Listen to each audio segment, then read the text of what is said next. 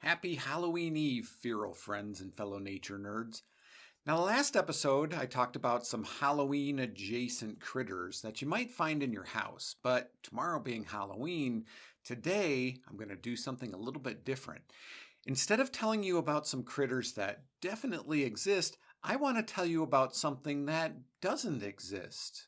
Or does it? I mean, there's been a lot of sightings of this creature, or creatures, because there might be more than one, but no actual evidence. But at this time of year, well, it's easy to believe that something spooky, something creepy, something scary just might be lurking out there in the darkness.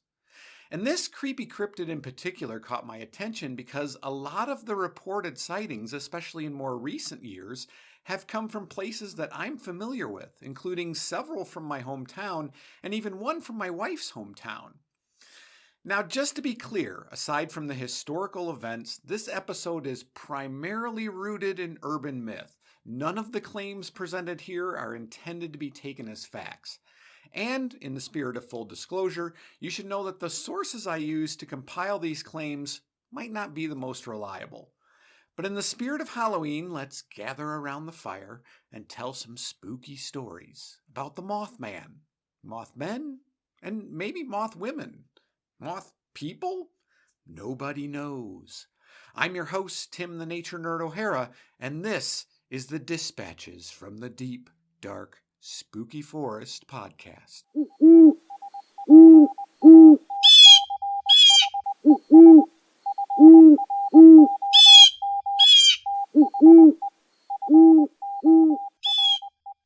November 12th, 1966.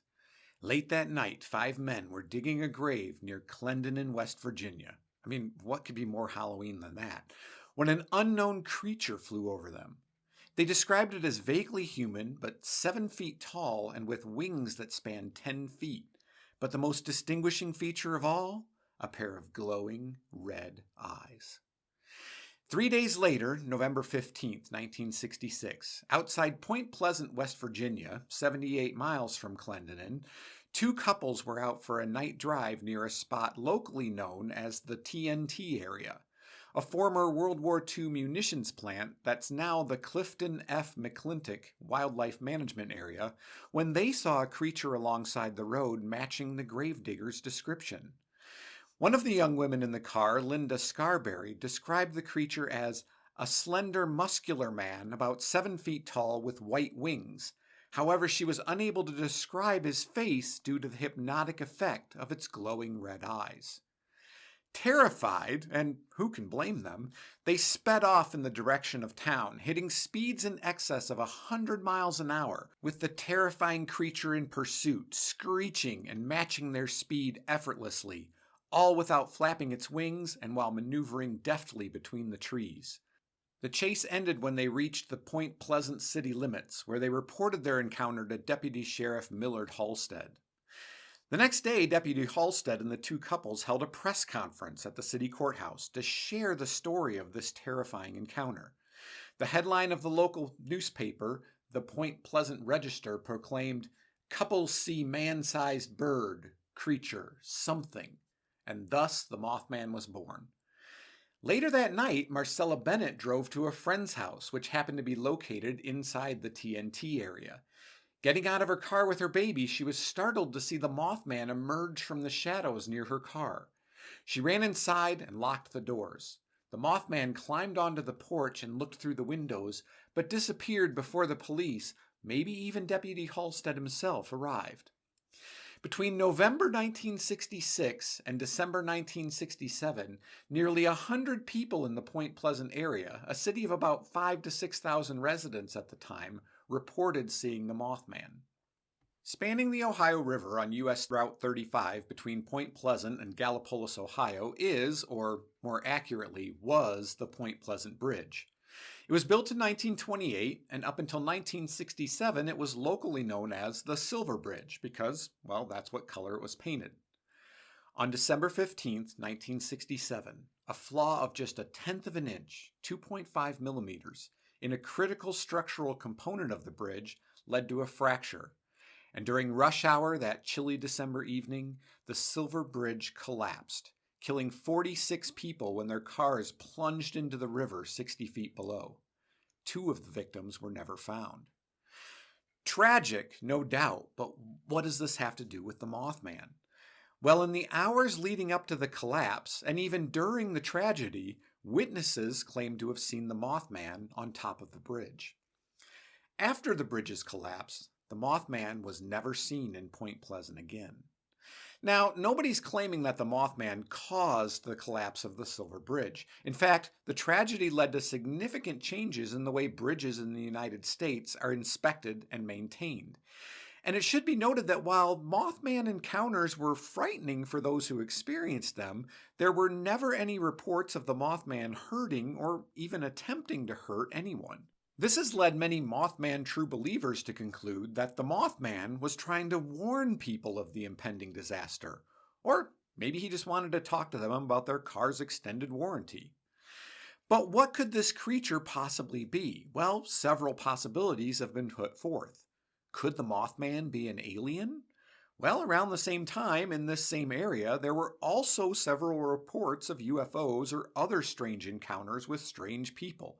People who communicated telepathically, people with translucent skin who spoke in strange robotic tones and made people feel unsettled. Perhaps the Mothman is a mutant. The TNT area contains many concrete domes where, during World War II, weapons, possibly even nuclear weapons, were stored. After the war, the site was abandoned. Could toxic substances from these weapons have leaked into the surrounding forest, mutating some creature in the forest into a strange humanoid creature? Maybe. There are those who are convinced that the Mothman is the manifestation of a curse placed on the area by a Native American chief, who, in November 1777, was, along with his son, detained and eventually killed by colonists while he was trying to negotiate peace between the colonists and the local tribes. Now, I gotta say, a curse that takes over 200 years to kick in and only scares a bunch of people a little bit, that would be a pretty lame curse. But maybe the reality is something more mundane. Mason County Sheriff George Johnson believed that the sightings of the Mothman were just an unusually large heron, but probably not a radioactive mutant heron. Wildlife biologist Robert L. Smith from West Virginia University suggested that the description of the Mothman sounded a lot like a sandhill crane, which are almost as tall as a man and have a 7-foot wingspan and reddish coloring around their eyes. Now, they're not native to the Point Pleasant area, but maybe it wandered off its normal migration route and, being unusual to the area, wouldn't have been recognized by the locals. Or perhaps, as others have suggested, the sightings were actually just barred owls, and the Mothman's glowing eyes were just eye shine, the reflection of flashlights or car headlights off the tapetum lucidum, the reflective layer in the eyes that gives owls their incredible night vision. But the Silver Bridge collapse was not the first or last time that sightings of a Mothman, or at least Mothman-esque creature, were reported shortly before a disaster. In early January of 1926, 40 years before the Silver Bridge collapse, in southwest China, a creature described by locals as a man-dragon was seen frequently hovering over a nearby dam. On January 19th, the dam failed, releasing over 40 billion gallons of water and killing an estimated 15,000 people. On September 10, 1978, a group of miners were heading to work in Freiburg, Germany, when they were confronted by a strange man in a trench coat. Getting closer, they realized it wasn't a man in a trench coat, but a creature with huge wings. It appeared to have no head, but had large glowing eyes where, if it were a man, would have been on its chest. They stared at the creature until it let out a terrifying scream that made them flee in terror. An hour later, the mine collapsed. Throughout 1985, there were many reports of a large bird-like creature with the body of a man and glowing red eyes flying around the Chernobyl nuclear power plant. And of course, as you probably know, on April 26, 1986, Chernobyl became one of the most well-known nuclear accidents in history. Witnesses even reported seeing the creature flying through the smoke and wreckage after the explosion. At the end of June 2007, reports of a Mothman-type creature began surfacing in Minnesota. Now, these reports were concentrated in and around the Minneapolis area, and specifically the I-35 bridge. After a month of sightings, on August 1st, 2007, the bridge collapsed, killing 13 people and injuring 145 more. In March of 2011, two people walking near Japan's Fukushima power plant heard a loud screech. They turned to see a creature sitting on top of the Fukushima plant. It unfurled its wings and flew toward them, tracking them with its glowing red eyes before disappearing. Shortly after this sighting, on March 11th, Fukushima was devastated by a magnitude 9.0 earthquake, and the power plant suffered a meltdown and released a significant amount of radioactive material. Now, I'm not saying the Mothman is real, but I am saying that if people start reporting sightings, we might do well to pay attention. Also, China, Germany, Russia, Japan, and all across the United States, Mothman really gets around. But more recently, it seems the Mothman, okay, maybe not the Mothman, but a Mothman perhaps, has been hanging around the greater Chicago region, or at least within 120 miles or so of the Windy City. While there are a few reports of Mothman high strangeness beginning in the late 1950s, from the late 1990s to present, there have been many, many anecdotes of Mothman-like creatures in this general region. So many, in fact, that it's become known as the Lake Michigan Mothman. Should we be worried about our Midwestern friends and family? Well, I would say that unlike several of the other disasters I've mentioned, sightings of the so-called Lake Michigan Mothman have, for the most part, been pretty well separated both geographically and temporally, although some clustered sightings do exist. But what makes the Lake Michigan Mothman interesting to me personally is that, like I mentioned in the introduction to this episode, many of these sightings come from my hometown, the Rockford, Illinois area, and one report comes from my wife's hometown, Goshen, Indiana. Now, I don't have time to get into every report of the Lake Michigan Mothman, but I want to hit on some of the ones from the places I'm familiar with. I'm going to start with one from Naperville, Illinois, a far west suburb of Chicago. Not mine or my wife's hometown, but it is where we went to college. The year was 1997, and for the record, that's 5 years after I graduated and 3 years after my wife graduated. The witnesses, a high school senior and her boyfriend, described hearing a screech, then seeing a gargoyle-like creature fly over the hood of their car, 4 feet long with reptilian-like skin and, of course, big glowing red eyes. I mean, if I'm being honest, it sounds like a bat.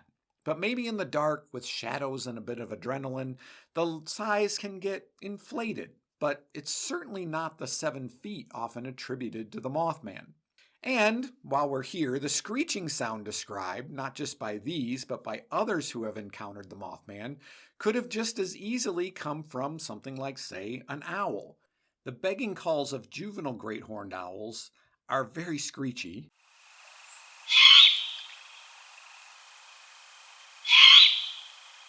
Barn owls will make your hair stand on end. Short-eared owls sound like something in distress.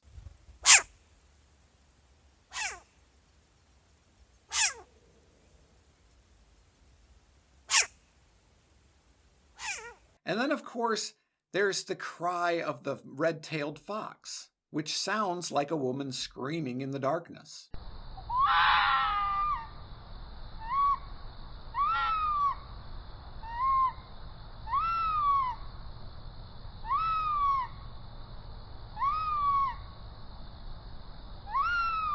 But maybe baby Mothman? Moth baby? Who knows? But gargoyle becomes a frequent descriptor when it comes to the Lake Michigan Mothman. So let's talk about the sighting from my wife's hometown, Goshen, Indiana, a town of about 30,000 in the north central part of the state. It happened in the late summer of the year 2000. A dam on the edge of town creates a small reservoir, and a canal, known as the mill race, since it was historically used to turn water wheels and power mills, runs from the dam through town. A witness claims that one clear summer night, she and her friend decided to take a walk to the dam by the light of the full moon. When they got near the dam, they heard a sound, a rumbling like the tumbling of large rocks, followed by a whooshing noise as something that looked like a human with bat wings flew past them. And shortly after passing them, it sounded like it crashed into the trees on the other side of the reservoir. They didn't investigate, they ran home. Returning the next day in the safety of daylight to where they thought they heard the creature crash land, the pair saw no sign of a mysterious creature, but they did find many large broken tree branches. Okay, now let's turn our attention to my hometown, Rockford, Illinois. In 1999, 3 witnesses claimed to see a creature that they described as gargoyle-like, with small cat-like ears and intense red eyes, but no other visible facial features. 7 feet tall and muscular, with well-defined legs and arms attached to its wings, the creature perched briefly in a tree, then flew off and vanished. Afterwards, one witness stated that she seemed to have forgotten the encounter until about a year later. And when a year later she asked her friend if she remembered the sighting, her friend said yes, but admitted that she had also forgotten about the incident until the question was asked. Another sighting in the Rockford area occurred in 2004. Now, this one really caught my attention because it actually happened in a suburb of Rockford, Loves Park, which is my real hometown and where my parents still live. So in August of 2004, a witness described seeing an all-black 7-foot-tall man with huge bat-like wings flying across the park that borders her backyard. According to the witness, it descended until it was only about 6 feet off the ground, glided along the paved path that runs through the park before disappearing from sight. Now, I can tell you from experience, over 20 years living in Loves Park, that there are several parks bordering the Rock River that are connected by a paved pedestrian path. And even without knowing the exact location, I can picture this clearly in my mind. Additional sightings in the Rockford area occurred at least in 2010, 2016, and 2022.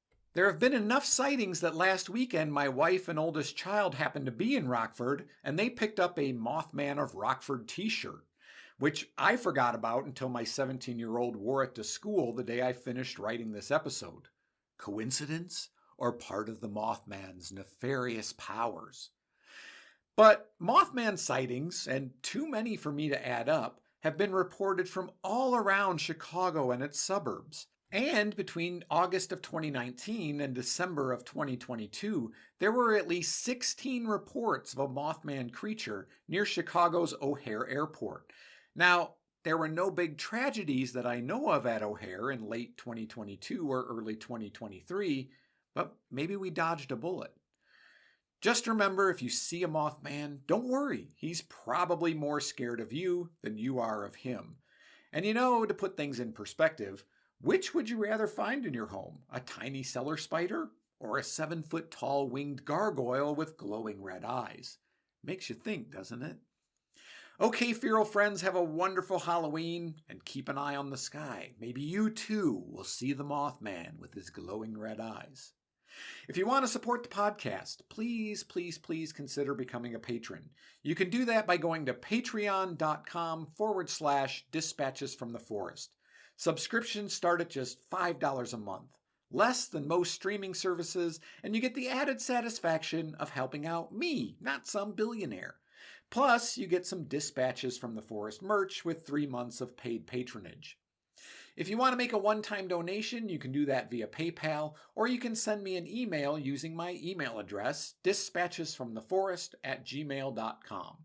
And finally, you can buy yourself or someone else some awesome merch. Check out the merch store and all it has at cafepress.com/shop/dispatches from the forest. And then click on products and you'll see everything there. The only thing left for me to say is I'm your host, Tim the Nature Nerd O'Hara, reminding you to go outside and get dirty.